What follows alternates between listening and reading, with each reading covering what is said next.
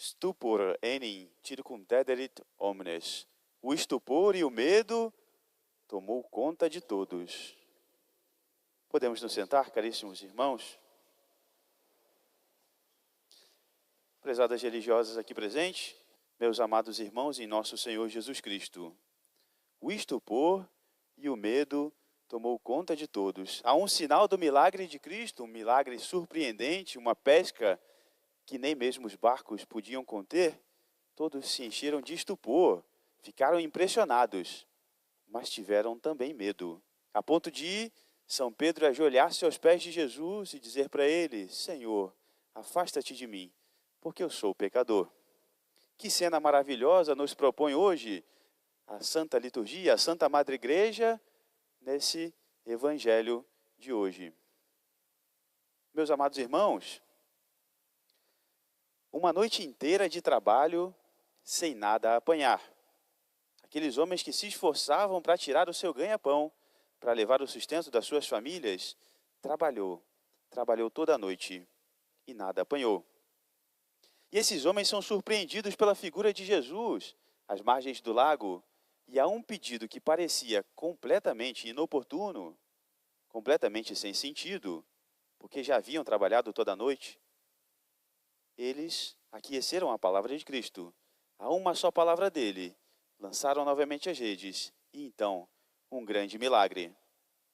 Meus amados irmãos, também nas nossas vidas, muitas vezes, parecemos trabalhar durante toda a noite, parecemos nos empenhar muito e não vermos os frutos dos nossos trabalhos. Talvez também não vejamos os frutos das nossas orações, mas esperemos um só movimento de Cristo, que quer esperar o tempo oportuno para fazer grandes maravilhas também através de nós, conosco e por nós, para manifestar o poder de Deus. E é então que nós perguntamos qual é, meus amados irmãos, a razão da, poderíamos dizer assim, existência do mal. Por que é que Deus, que nós dizemos que nos ama tanto, permite o mal? Se Deus nos ama, por que é então que nós sofremos? E nós encontramos a resposta de Jesus. Jesus responde a essa pergunta, a esse questionamento mais profundo do ser humano, é também nos evangelhos. Nosso Senhor, certa vez, questionado pela cegueira de nascença de um pobre homem enfermo, certa vez perguntado, nosso Senhor dá a resposta para a existência do mal. Ele foi questionado da seguinte forma: Senhor, quem pecou, esse homem ou os seus pais, para que ele nascesse assim, cego?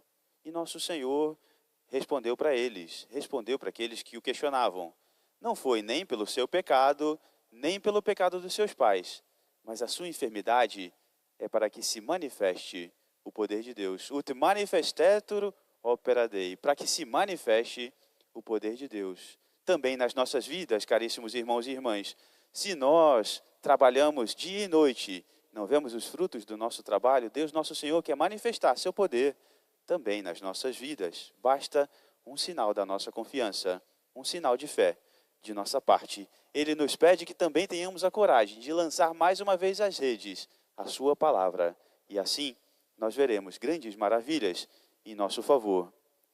No episódio do Evangelho que hoje nós escutamos, nós vemos nosso Senhor se aproximar dos discípulos no lago de Genezaré.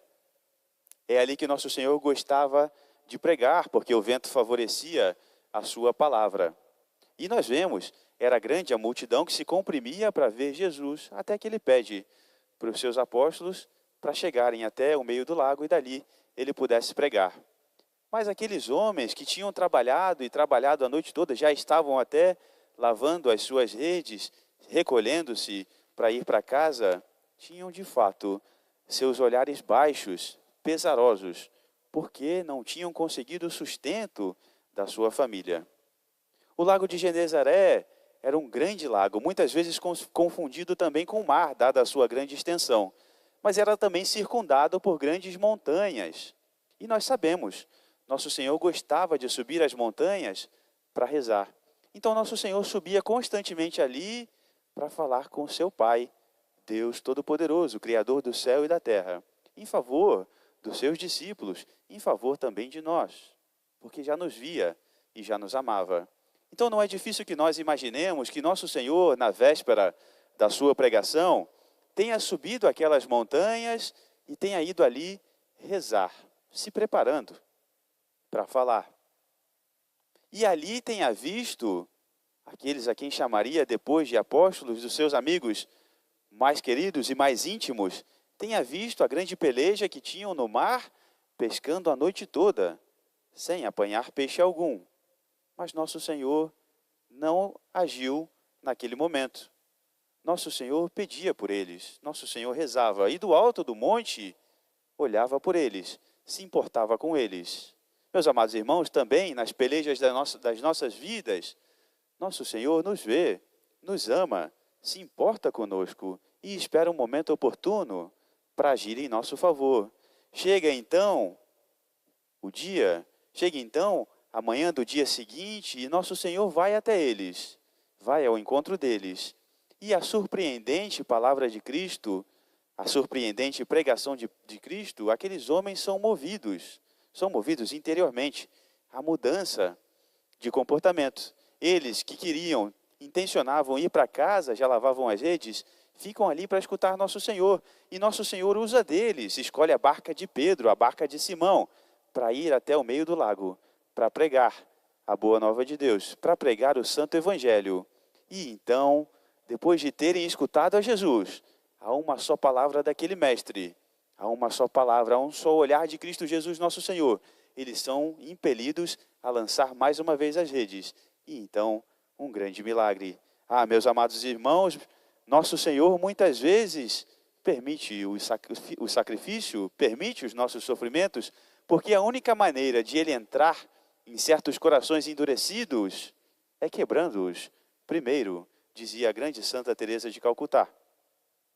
É por isso que nosso Senhor, muitas vezes, quebra os nossos corações, para poder entrar ali, na brecha que se forma com os nossos sofrimentos.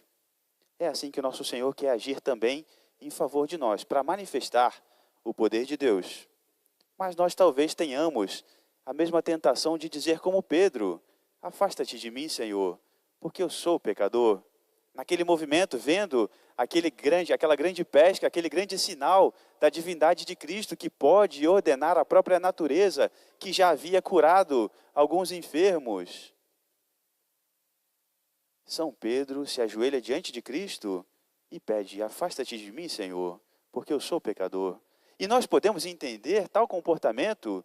Ele se depara com aquele que pode reger os astros do céu, aquele que pode mandar a natureza, pode transformar água em vinho, que pode acabar com toda a dor, com todo o sofrimento, que pode até mesmo multiplicar pães e peixes.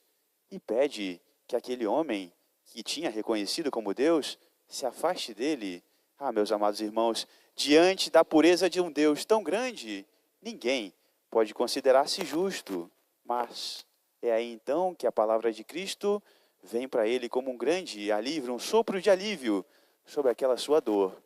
Noli timere, ego sum. Não tenhas medo, sou eu, teu Deus Todo-Poderoso, que cuido de ti, que me importo contigo e que quero fazer grandes coisas com a sua enfermidade, porque nós sabemos, Ele escolhe os fracos para confundir os fortes, Ele escolhe os humildes para envergonhar os sábios, e também quer fazer por nós grandes coisas, nas nossas dificuldades, nas tempestades das nossas vidas, seja na nossa carestia financeira, moral, em todas as nossas dores, seja nas nossas enfermidades. Nosso Senhor quer agir por nós, quer agir conosco, quer fazer grandes coisas. Do alto do monte Ele nos vê, se importa conosco, quer chegar até nós, quer dar-nos uma ordem, quer mudar nossa vida, quer mandar-nos lançarmos uma vez mais as redes. E aí então, um grande milagre, a nossa conversão se dará também. Aquele primeiro movimento de desespero, de medo de Pedro, porque diz o Santo Evangelho, o estupor e o medo tomou conta de todos ao milagre de Cristo. Aquele primeiro movimento de medo, São Pedro então, depois de ouvir as palavras de Cristo, tão comoventes palavras de Cristo: não tenhas medo, as mesmas palavras que ele nos diz nas nossas enfermidades, nas nossas dificuldades também. Não tenhas medo, sou eu. Aquelas palavras, então, São Pedro, voltando-se para Cristo, muda mais uma vez a sua vida, deixa o governo da barca com o nosso Senhor e diz para ele: Senhor, nós de fato trabalhamos a noite toda, mas a sua palavra lançarei novamente as redes. E então, uma grande pesca, que nem mesmo a barca daqueles pescadores podia conter. Nosso Senhor quer fazer também grandes pescas nas nossas vidas, que nem mesmo a nossa pequenez pode conter, mas Ele quer manifestar seu poder na nossa fraqueza. Ah, meus amados irmãos, nosso Senhor espera de nós que nós façamos uma escolha que muda completamente a nossa vida, como fizeram aqueles apóstolos, aqueles que viriam a seguir nosso Senhor, a quem nosso Senhor faz no Evangelho de hoje, pescadores de homens. Nosso Senhor também quer que nós façamos a nossa escolha por Ele. Senhor, nas suas palavras, lançarei novamente as redes. Senhor, nas vossas palavras, eu sou fraco, mas te seguirei, e haver de agir através de vós. A falta de confiança de Jó, aquele grande homem justo do Antigo Testamento, que começou a se lamuriar depois de ter recebido tantas provações de Deus, nosso Senhor retorna para ele: quem és tu que questionas a divina providência? Onde estavas tu quando eu lancei as bases do universo, quando eu coloquei os planetas em sua órbita? Os meus caminhos não são os vossos caminhos.